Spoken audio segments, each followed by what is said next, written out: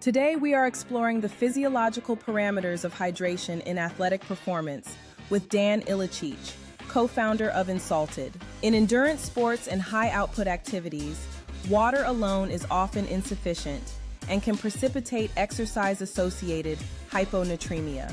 Dann joins us to unpack the biological hierarchy of electrolytes, emphasizing the essential role of sodium in maintaining blood volume and facilitating the sodium-potassium pump.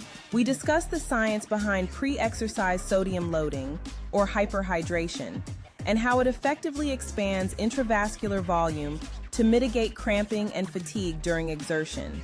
Furthermore, we examine the mechanics of electrolyte absorption in the small intestine. We will specifically look at how utilizing the amino acid glycine can facilitate nutrient co-transport similar to glucose, but without triggering a glycemic or insulinogenic response. Join us for an evidence-based breakdown of metabolic hydration strategies, optimal electrolyte ratios, and clinical repletion protocols. All right, good morning. Today we're talking with Dann Ilicic. We're learning a little bit more about electrolytes and the relevance in sport and for athleticism here. We've got three principal electrolytes then when it comes to replenishment during sport. We got sodium, which I think most people are like loosely familiar with, and then the potassium and the magnesium. I'd love to chat a little bit more about like what actually the function of the different electrolytes is doing, why it's important to replete these. Sure. Well, if you could only have one for hydration, it would be sodium. The other ones are potassium, magnesium are complementary, to it. The one that's absolutely essential is the sodium. And one of the ways I like to prove this to people, if you've ever been admitted in the hospital and they've put an IV or put a saline drip in you, they're giving you essentially a 1 liter bag of water that's got 3,500 milligrams of sodium in it, or in their 0.9 dilution, or 9 grams of salt, in the solution. And sodium is absolutely essential, right? For most people, getting enough sodium is probably not a problem, especially if they're not eating well. But if you're an athlete, monitoring the sodium loss is key to performance. And so we see a lot of companies popping up around that. Now, potassium kind of falls in second place, also important, but not absolutely essential. And biologically, there's something called the sodium-potassium pump, which helps to move the fluids in and out. And again, it becomes part of the whole ecosystem for hydration. And then kind of not a distant third, but deep into third place is the magnesium. And so they all play a role. Magnesium also helps with muscle cramps. It's, again, really a lot of this stuff it's the primary story is about the sodium, which is why there's a minimal amount of magnesium, in the product. It just kind of helps to round it off.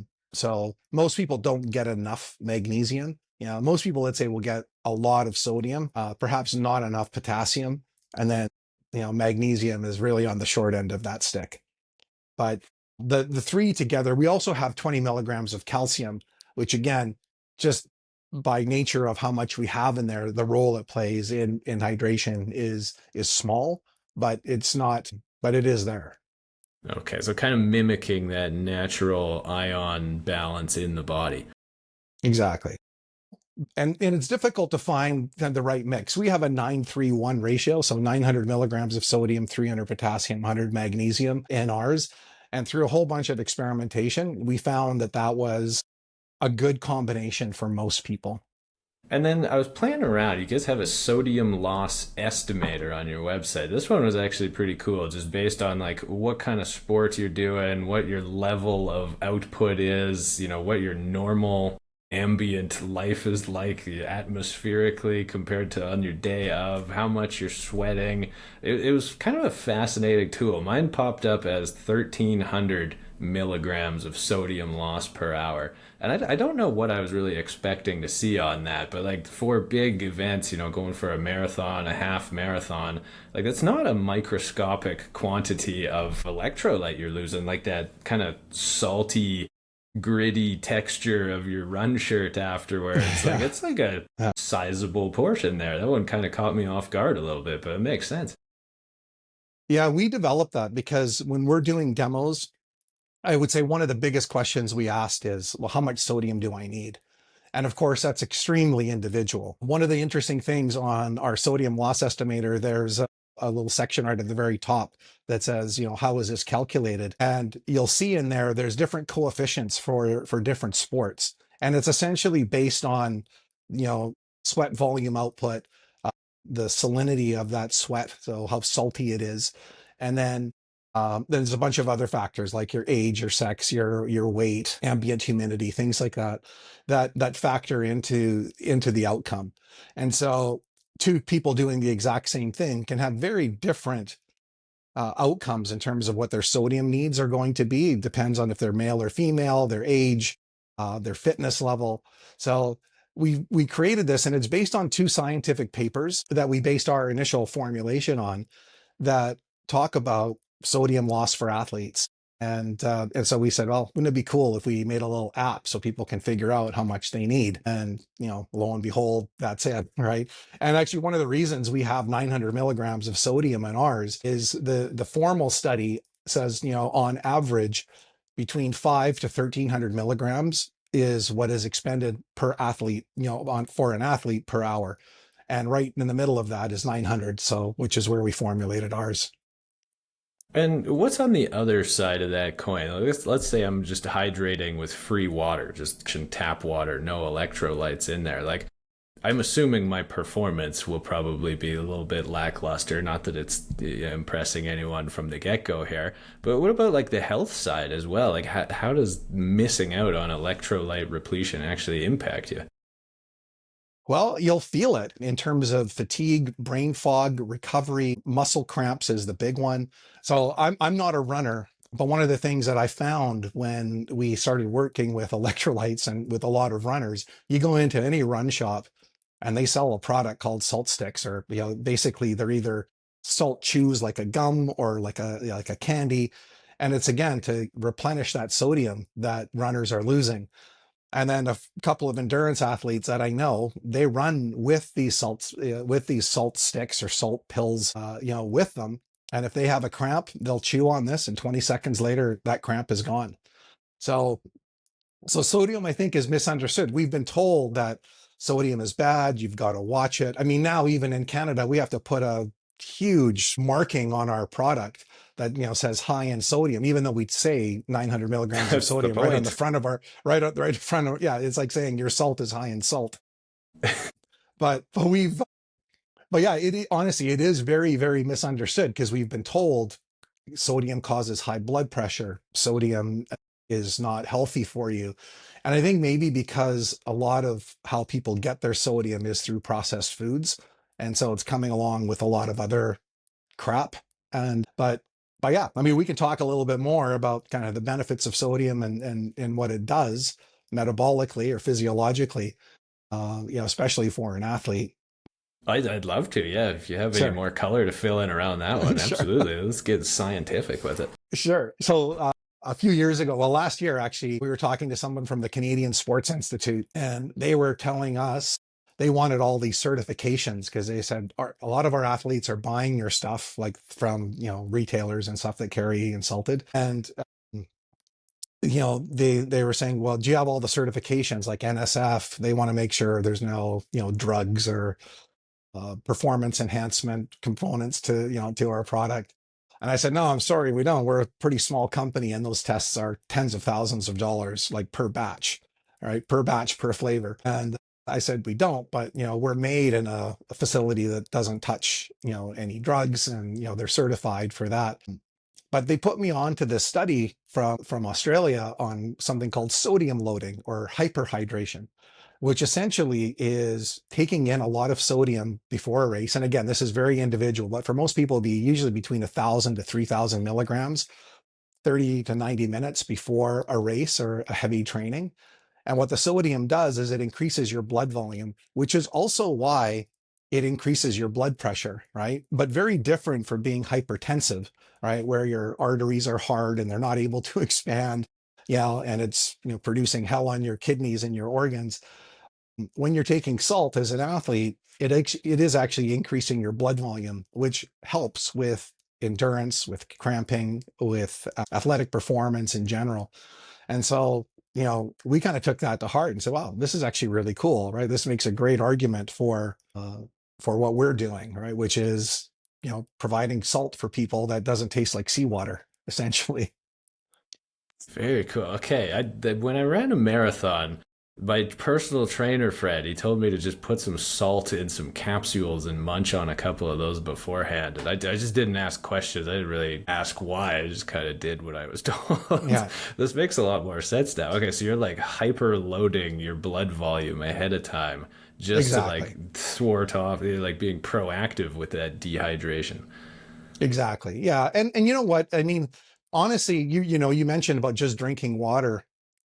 Ironically, the symptoms, like if you drink too much water to the degree where you create an imbalance in the amount of sodium in your system, you get the same symptoms as if you were dehydrated, right? So there's this kind of balance your body wants to keep with the sodium and the potassium levels like in your blood that you can upset. So the condition is called hyponatremia, right? Meaning, you've essentially diluted the sodium components of your blood. And then again, I'm not a doctor, so I may not be explaining that to the in the most accurate way, but essentially it's about maintaining this balance of electrolytes and water. If you drink too much water, you upset that balance and you end up with the same symptoms of being as if you were dehydrated.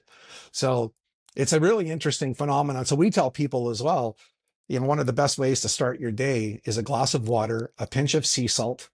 You don't need our product to do it, right? A pinch of sea salt and a glass of water and a squeeze of fresh lemon makes a really good hydration drink first thing in the morning. And everybody can benefit from that because you'll lose anywhere from, a half a pound to 2 pounds of water overnight through respiration, perspiration, and urination. So getting that stuff replaced is important first thing. Attracting top healthcare talent is crucial for providing exceptional patient care, but connecting with the right professionals can be time-consuming and complex. Cherry Health bridges the gap.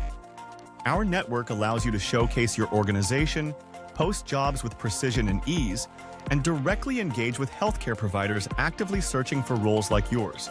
Whether you're an ambitious do-it-yourselfer or a seasoned recruiter, our intuitive web platform makes it easy to showcase your open roles and organize your applicants. Need a more personalized approach? Cherry Health Staffing Solutions offers dedicated recruiters to find and vet the perfect candidates for your specific needs. Build your dream team with Cherry Health. Visit www.cherry.health and start growing your team today. How many of these are you drinking a week? Well, I'm in Croatia right now and playing tennis every day. So I have a big 1.5 liter bottle, that I'll put, 2 sticks in, and I'll start drinking that about 30 minutes before I go. And then, I'll finish that whole thing by the end of my session. And at what point do you tip the threshold where, okay, I am now, is it like relative to how much you're exerting yourself, and that's when you got to start thinking about electrolyte repletion? Is it more relevant to just like if you're just sweating, maybe you have hyperhidrosis, you're not doing anything particularly crazy, it's just a hot day and you're going for a walk? Yeah, so on our sodium loss estimator, we have everything from walking to, high rocks, like super high intensity activities. And all of them have different coefficients. And a lot of them are also dependent on the ambient temperature and how hot it is outside. So, and again, it's very individual. Most people can benefit from adding just a little bit of salt to their water.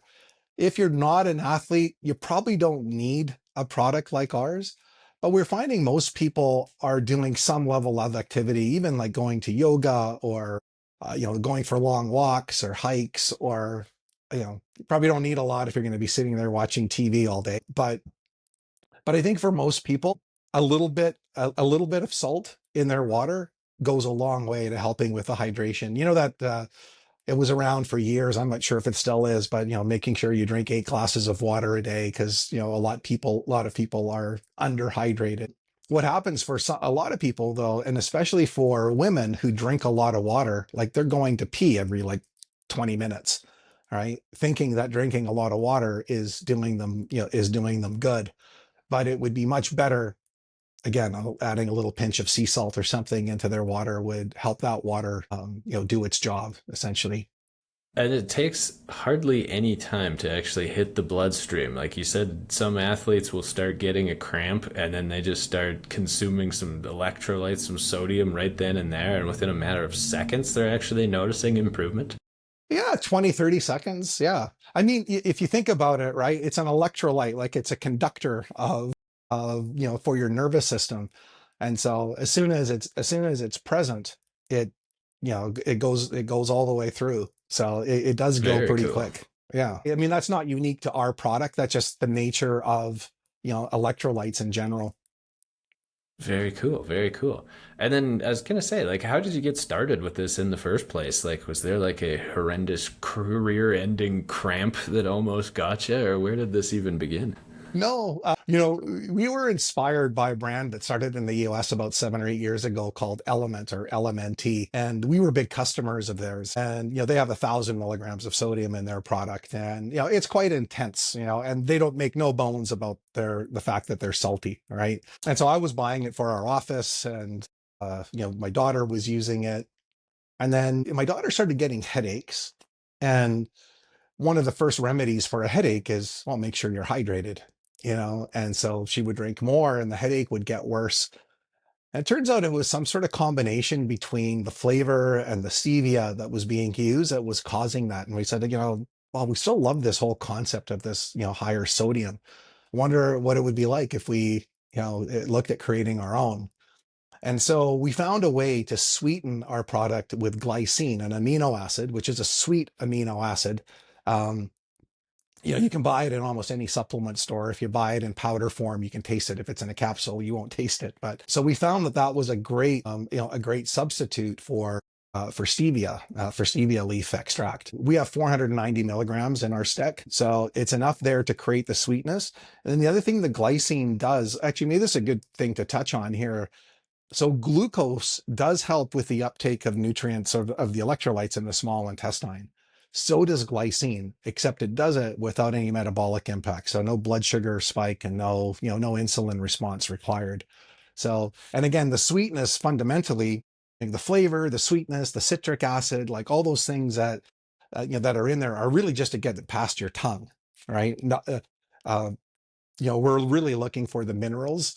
But in this case, the glycine is a functional sweetener in the sense that it does help with that nutrient absorption and that uptake. And so we started working on, creating that and combining that with with natural flavors and see what was going to work. And once we found something we liked, then kind of we went ahead and, created a name for it and ended up with Insaltd. And yeah, so that's kind of that's the origin story, essentially.